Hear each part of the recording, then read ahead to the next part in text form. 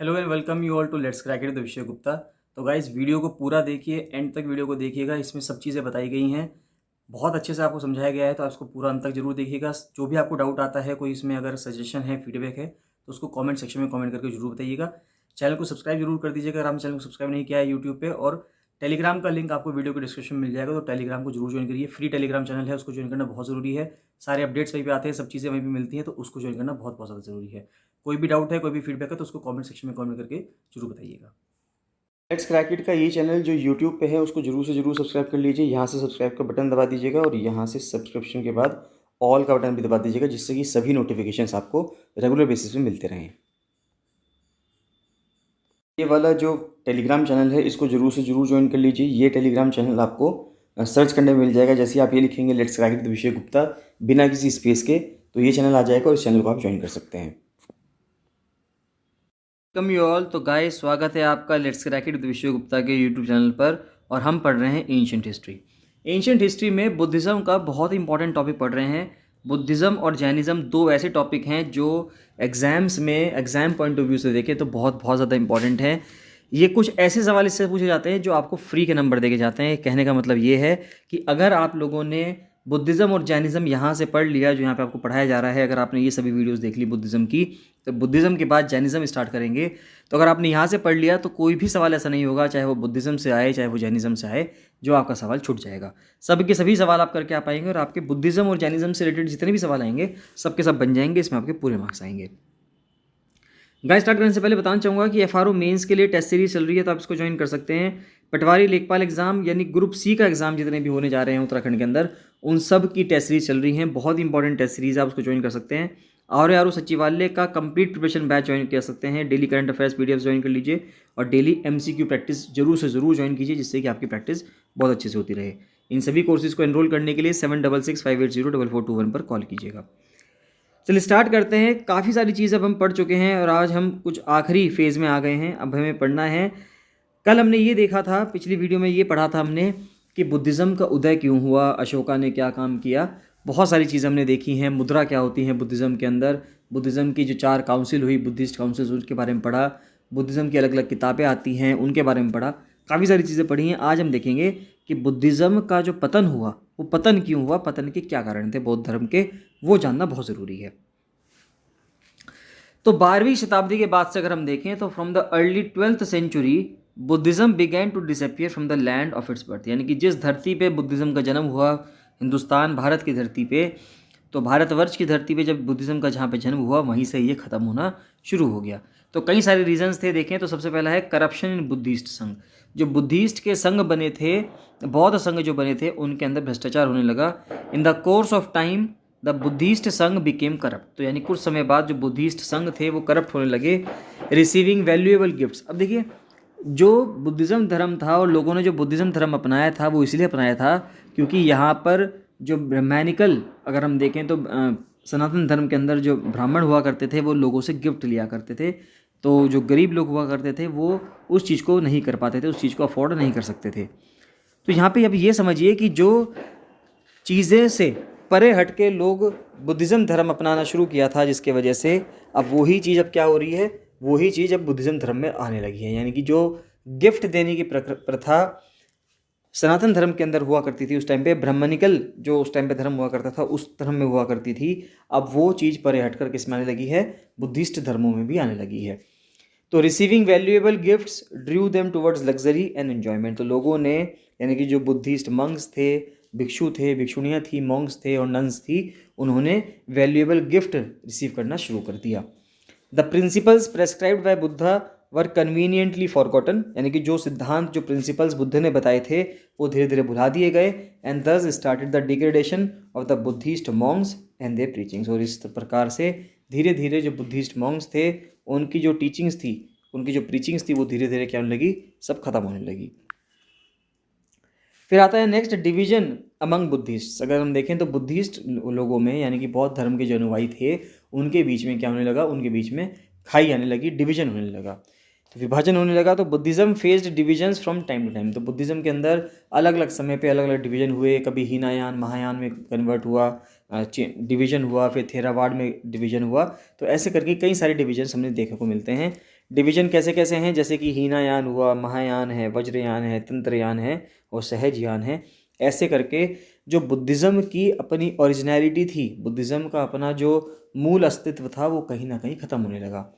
Simplicity of Buddhism was lost and it was becoming complex. दूसरे धर्मों की तरह जो पहले बुद्धिज़्म बहुत सिंपल हुआ करता था, दूसरे धर्मों की तरह अब वो भी क्या होने लगा, बहुत ज़्यादा जटिल, बहुत ज़्यादा कॉम्प्लेक्स होने लगा।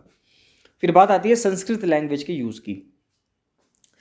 बुद्धिज़्म धर्म की जो, अगर आप कहें कि एक पॉजिटिव बात ये थी कि ये जिस भाषा में लोग बोला करते थे, लोग बातचीत किया करते थे, उसी भाषा में यहाँ पे लोग प्रीचिंग करा करते थे। उस टाइम पे लोग पाली भाषा बोलते थे, तो ये पाली भाषा में ही लोगों को बुद्ध ने भी प्रीच किया। लेकिन धीरे धीरे यहाँ पर भी संस्कृत का इस्तेमाल करना शुरू कर दिया गया। तो Pali, the spoken language of most people of India, was the medium for the spread of the message of Buddhism. तो पाली जो उस टाइम पे लोग वहाँ की बोला करते थे, उसी भाषा में बुद्धिज़्म धर्म का पाठ पढ़ाया जाता था, चीज़ें पढ़ाई जाती थी, जिससे कि लोगों को उपदेश दिए जाते थे, जिससे लोग जो हैं बहुत ईजिली उससे कनेक्ट कर सकते थे। फोर्थ बुद्धिस्ट काउंसिल जब हुई कनिष्क के रेन में, उस टाइम पे संस्कृत ने रिप्लेस कर दिया पाली भाषा को, यानी कि संस्कृत भाषा आ गई उस टाइम पे। और जब संस्कृत आई तो वापस से जो दिक्कतें पहले लोग फेस कर रहे थे, क्योंकि संस्कृत सिर्फ वही पढ़ सकते थे जो ब्राह्मण होते थे, अब लोग संस्कृत पढ़ नहीं पा रहे हैं, अगर नहीं पढ़ पा रहे हैं तो समझ भी नहीं पाएंगे, समझ नहीं पाएंगे तो चीज़ों से कनेक्ट कैसे करेंगे। यही दिक्कत पहले थी, यही दिक्कत अब वापस से शुरू होने लगी। Sanskrit was the language of a few intellectuals, ये तो बहुत ही जो बुद्धिजीवी लोग थे उनकी भाषा थी। हार्डली अंडरस्टूड बाय मासेस, बहुत ही मुश्किल है कि जो मासेस हैं, यानी कि जो बहुत ही ज़्यादा लोग हैं उनके द्वारा, नॉर्मल लोग हैं उनके द्वारा समझ में आ जा सके। And therefore became one of the many reasons for the fall of Buddhism. और कई सारे कारणों में से एक मुख्य कारण ये भी रहा कि संस्कृत भाषा का उपयोग होना शुरू हो गया।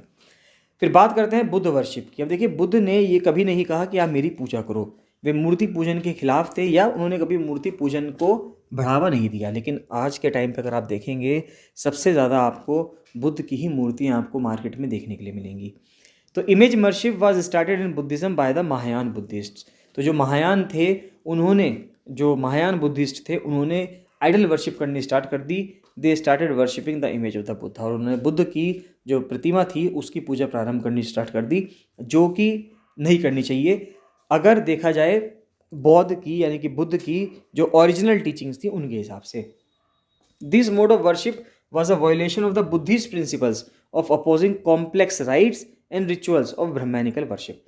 अब ये जो तरीका है पूजा करने का, ये जो तरीका है श्रद्धा भाव दिखाने का, ये बुद्धिस्ट प्रिंसिपल्स के खिलाफ जा रहा है। क्योंकि बुद्धिस्ट प्रिंसिपल्स, यानी कि बौद्ध धर्म के जो प्रिंसिपल्स बने थे, सिद्धांत बने थे, वो यही थे कि ब्रह्मैनिकल में जितनी भी कर्म कांड होते हैं और जितने भी तरीके हैं जिसके वजह से लोग पूजा अर्चना नहीं कर पाते, अपने भगवान से नहीं जुड़ पाते, उसी के अगेंस्ट में अगर हम देखें तो बुद्धिज्म धर्म की प्रिंसिपल्स बनाए गए थे। लेकिन जब वापस से वही चीज़ आने लगी, मूर्ति पूजन आने लगा, चढ़ावा शुरू होने लगा कि वहाँ पे आप दान दक्षिणा देंगे, चढ़ावा देंगे, तो वापस से समस्या वहीं की वहीं आने लगी। नेक्स्ट आता है परसिक्यूशन ऑफ बुद्धिस्ट। बुद्धिस्टों का उत्पीड़न भी किया गया बहुत ज़्यादा।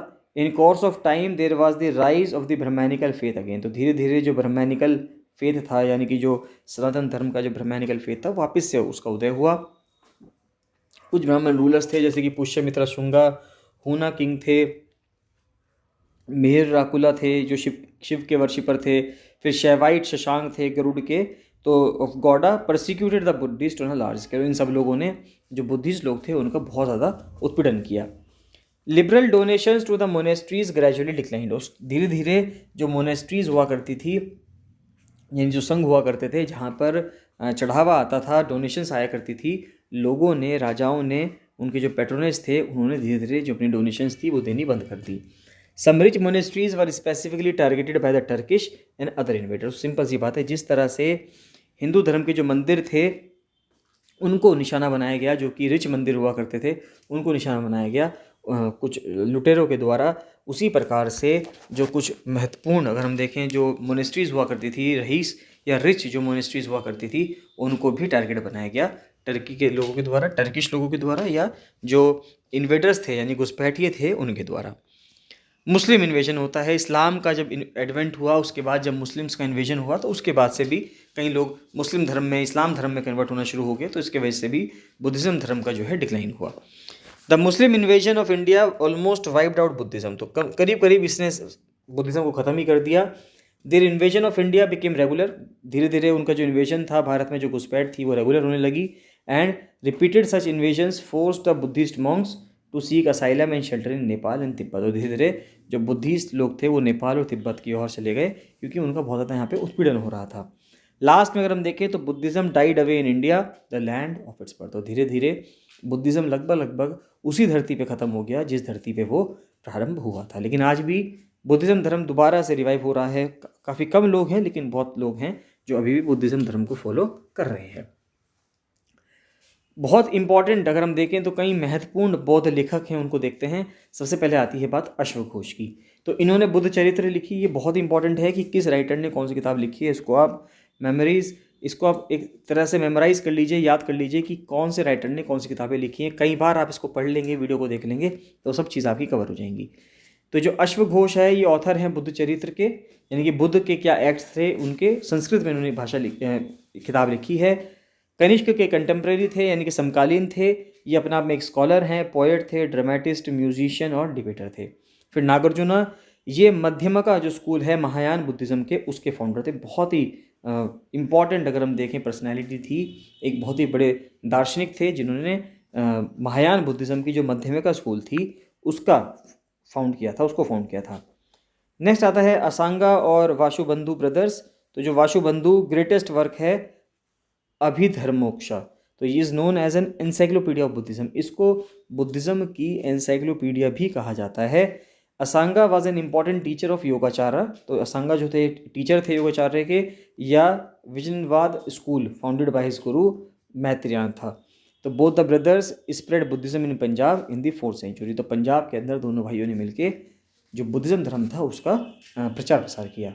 फिर आते हैं बुद्ध घोष, यानी कि ये हैं विशुद्धि मार्ग, द पाथ ऑफ प्योरिफिकेशन। तो उन्होंने विशुद्धि मार्ग के बारे में बताया, यानी कि जो पाथ है शुद्धिकरण की तरफ, यानी कि प्योरिफिकेशन की तरफ। ये कॉम्प्रिहेंसिव समरी है और एनालिसिस है थेरावाड का understanding of the Buddha path की, यानी कि बुद्ध के जो एक पाथ है या रास्ता है लिबरेशन के लिए, मोक्ष के लिए, उसके लिए इसके बारे में बताया गया है। ये ग्रेट पाली स्कॉलर रहे हैं। फिर आते हैं बात दिनागा की। तो दिनागा जो हैं ये फाउंडर हैं बुद्धिस्ट लॉजिक के, जो लास्ट इंटेलेक्चुअल हुआ करते थे 5th सेंचुरी के। फिर आते हैं बात Dharmakirti.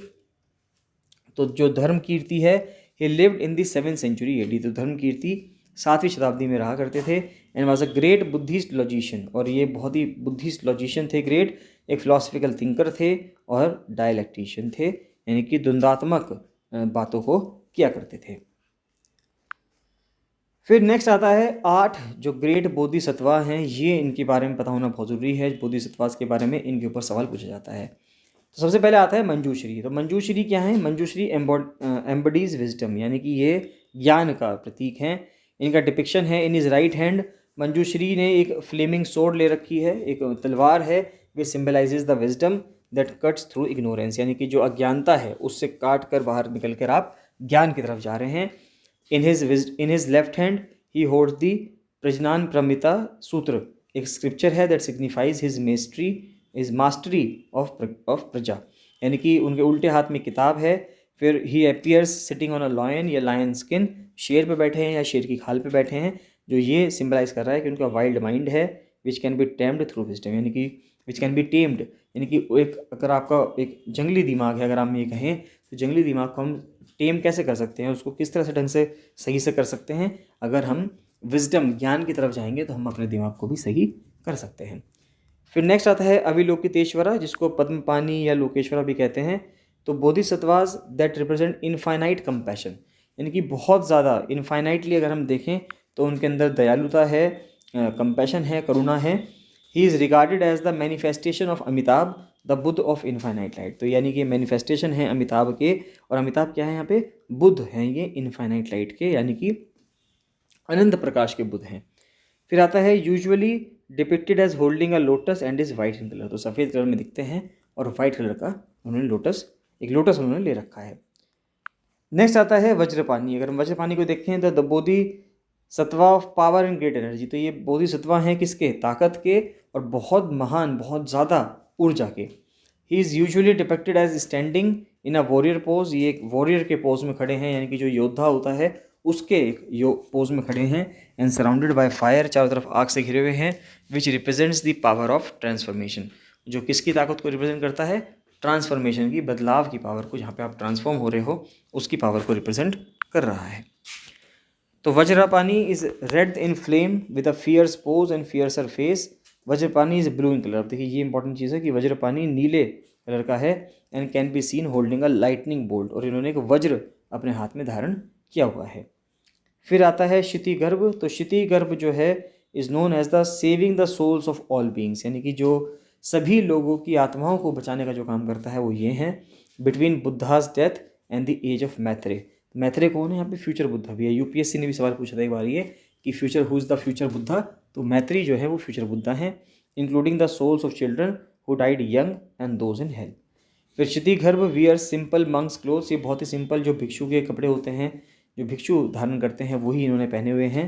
And holds a staff in one hand to open the gates of hell and in other he holds a jewel, यानी कि चिंतामणि इन्होंने होल्ड कर रखा है।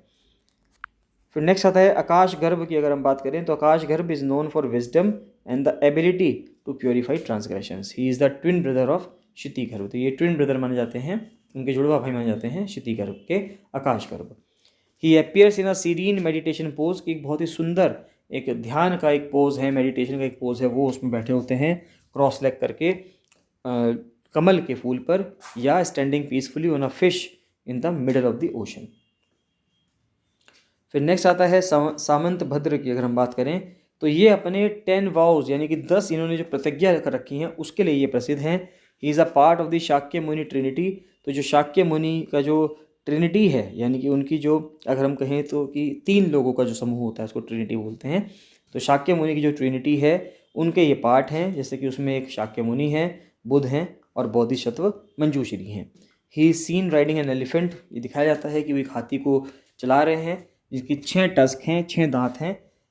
विच रिप्रेजेंट दी पारामिता, यानी कि 6 परफेक्शंस दिखाता है वो 6 दांत एलिफेंट के। क्या क्या हैं? एक तो पेशेंस हैं, यानी कि धैर्य। फिर आता है डिलीजेंस, यानी कि परिश्रम। फिर मोरालिटी, यानी कि नैतिकता। चैरिटी, यानी कि दान देना। कंटेम्पलेशन, यानी कि चिंतन। और विजडम, यानी कि ज्ञान। फिर नेक्स्ट आता है सर्वनिवारण और विश्कम्भिन्न। देखिए बड़ा अजीब सा नाम है, जरा इसको ध्यान से पढ़ लीजिएगा। तो क्या है? Bodhisattva purifiers both internal and external wrong doings. तो बोधिसत्वा क्या करते हैं? जो आंतरिक रूप में और बाहरी रूप में जितनी भी हमारी गलती चीज़ें होती हैं उन सबको साफ करते हैं, सभी ऑब्स्ट्रक्शंस को दूर करते हैं। That are faced by the people on their path to enlightenment, यानी कि हम एनलाइटनमेंट की ओर, जब हम ज्ञान के मार्ग पर जब जो लोग चल रहे होते हैं उनको जो भी दिक्कतों का सामना करना पड़ता है वो उनके लिए ये जो है दिक्कतों का सामना करते हैं। Usually depicted as seated on a lotus. तो हमेशा यही दिखाया जाता है कि वो एक कमल के फूल पे बैठे हैं, लोटस पे बैठे हैं, और एक उन्होंने ज्वेल का जो पहिया है वो पकड़ रखा है with deep blue skin that represents royalty, जो रॉयल्टी को शो करता है। बोधिसत्वा में ऑल्सो अपीयर येलो, हो सकते हैं कि वो पीले कलर के भी दिखें। When he has to provide sufficient provision, या white when his role is to relieve calamities. फिर आता है मैत्रेय। अगर हम देखें तो मैत्रेय क्या है? ये फ्यूचर बुद्धा है, क्योंकि हमें पता ही है कि फ्यूचर बुद्धा कौन होते हैं। मैत्रेय को फ्यूचर बुद्धा कहा जाता है। Who has not lived yet but is predicted to arrive, यानी कि जो अब तक नहीं जिए हैं, वो आगे उम्मीद है कि वो आगे आएंगे, तो वो मैत्रेय हैं। He is usually depicted as sitting and waiting, painted orange और light yellow, wearing a traditional scarf made of silk. Silk से बना हुआ कुछ चीज़ वो पहन रहे हैं, ट्रेडिशनल स्कार्फ, तो ऐसा उनको कुछ करके दिखाया जाता है। उसके बाद क्या आता है? ये बुद्धिस्ट काउंसिल है, देख लेते हैं लास्ट में बस, कि फर्स्ट बुद्धिस्ट काउंसिल 483 में हुई, राजगिरी में हुई, अजातशत्रु के टाइम पे हुई। प्रेसिडेंट महाकश्यप थे उस टाइम पे। क्या हुआ? 3 कैटेगरीज में पिटक बांटे गए। पहली उसमें विनय पिटक, अभिधम पिटक और सुत पिटक। फिर सेकंड जो काउंसिल होती है 383, 100 साल बाद होती है, वैशाली काल अशोक के टाइम पे। सबकामी जो थे प्रेसिडेंट थे उसके, इसमें डिवीजन हुआ स्थराविरावडिन्स का और महासंघी खास का, यहाँ पे डिवीजन हो गया। उसके बाद फिर थर्ड होती है 250 BC में, पाटलिपुत्र अशोका के टाइम पे। मुगालिपुत्र जो तिस थे वो उसके प्रेसिडेंट थे। इसका मेन एम क्या था? To purify the Buddhist movement. और इस टाइम पे अशोका ने कई सारी बुद्धिस्ट मोनेस्ट्रीज भेजी अलग अलग देशों में, जिससे कि बुद्ध धर्म का प्रचार प्रसार हो सके।